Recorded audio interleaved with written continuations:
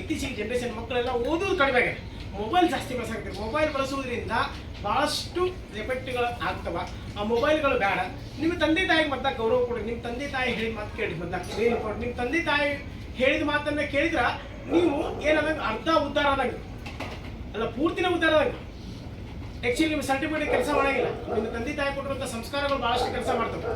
ಒಂದ್ಸಲ ಇದಕ್ಕೆ ತಂದೆ ತಾಯಿ ಮಾತುಗಳು ಎಷ್ಟು ಇಂಪಾರ್ಟೆಂಟ್ ಅನ್ನಲಿಕ್ಕೆ ನಿಮ್ಮ ತಂದೆ ತಾಯಿ ಹೇಳುವಂತಹ ಮಾತುಗಳು ಎಷ್ಟೊಂದು ಇಂಪಾರ್ಟೆಂಟ್ ಅನ್ನಲಿಕ್ಕೆ ಒಂದು ಮಾತು ಹೇಳ್ತೀನಿ ನಾನು ನಿಮಗೆ.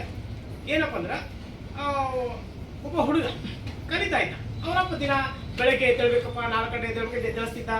ಆಯಿತು ದೊಡ್ಡ ಅಂತ ಬಂದಲ್ಲ, ಬೆಳಗ್ಗೆ 4 ಗಂಟೆಗೆ ಎದ್ದೇಳಬೇಕು.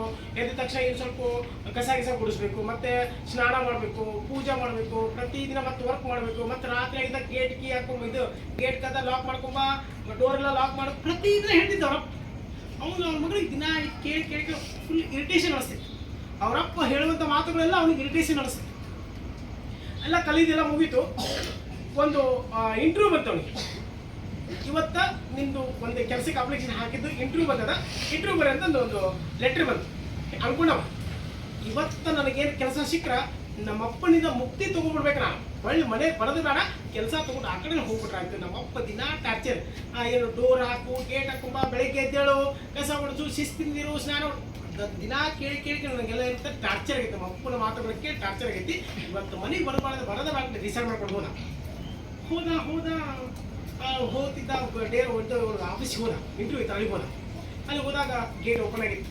ಗೇಟ್ ಹಾಕಿದ್ದು ಮತ್ತೆಲ್ಲ ಚಂದ್ರ ನೀಡಿ ಗೇಟ್ ಹಾಕಿ ಒಳಗೆ ಹೋದ. ಅಲ್ಲಿ ಮುಂಕಾತ ಹೋದ. ಏನು ನಳದಾಗೆಲ್ಲ ನೀರು ಹಾಕ್ತಾ ಇತ್ತು.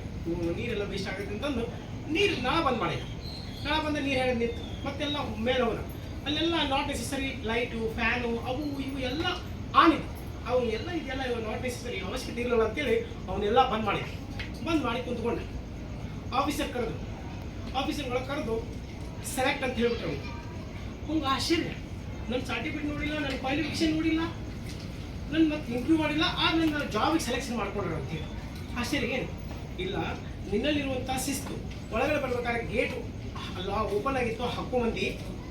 ಅದಾದಮೇಲೆ ಇನ್ನು ಸ್ವಲ್ಪ ಮುಂದೆ ಬಂದಾಗ ನೀರು ನಳದಲ್ಲಿ ಫುಲ್ ಆಗ್ತಾ ಇತ್ತು, ಅದನ್ನೆಲ್ಲ ಬಂದ್ ಮಾಡಿದ್ವಿ. ಮತ್ತು ನಾಟ್ ನೆಸರಿ ಲೈಟು, ಫ್ಯಾನ್ ಎಲ್ಲ ಆನ್ ಇದ್ವು, ಅವನ್ನೆಲ್ಲ ಆಫ್ ಮಾಡಿದ್ವಿ. ನಿನ್ನಂಥ ಒಬ್ಬ ಜವಾಬ್ದಾರಿ ಇರುವಂತಹ ಶಿಸ್ತಿನ ವ್ಯಕ್ತಿ ಕೈಯಾಗ ನನ್ನ ಆಫೀಸು, ನನ್ನ ಕಂಪ್ನಿಯನ್ನು ಕೊಟ್ಟರೆ ಇನ್ನೂ ಅತ್ಯುತ್ತಮವಾಗಿ ಬೆಳೀತದ. ನಿನ್ನ ಮ್ಯಾನೇಜರ್ ಆಗಿ ಸೆಲೆಕ್ಟ್ ಮಾಡಿ ಅಂತ ಹೇಳಿದೆ. ಅವಾಗ ಏನಂತ ಹೇಳಿ, ಅವನಿಗೆ ಯಾವುದು ಕ್ವಾಲಿಫಿಕೇಷನ್ ಇತ್ತಲ್ಲ, ಅದು ಯಾವುದು ನೋಡಿಲ್ಲ, ಅವ್ರ ಮಾತು ನೋಡಿಲ್ಲ. ಅವರಪ್ಪ ಕಲಿಸಿರುವಂಥ ಶಿಸ್ತು ಅವ್ರಿಗೇನಾಯ್ತಪ್ಪ ಅಂದ್ರೆ ಆ ಒಂದು ಕೆಲಸದಲ್ಲಿ, ಆ ಒಂದು ಕಂಪ್ನಿಯಲ್ಲಿ ಮ್ಯಾನೇಜರ್ ಆಗಲಿಕ್ಕೆ ಅವಕಾಶ ಸಿಕ್ತು. ಅದಕ್ಕೆ ನಮ್ಮ ತಂದೆ ತಾಯಿ ಕಲಿಸಿರುವಂಥ ಶಿಸ್ತುಗಳು ಏನಪ್ಪ ಅಂದ್ರೆ ನಮಗೆ ಭಾಳಷ್ಟು ನಮ್ಮ ಮೇಲೆ ಪರಿಣಾಮ ಬೀಳ್ತವೆ. ಆ ಶಿಸ್ತನ್ನು ಏನು ಮಾಡಿರಿ, ಪಾಲನೆ ಮಾಡಿ. ನಾವು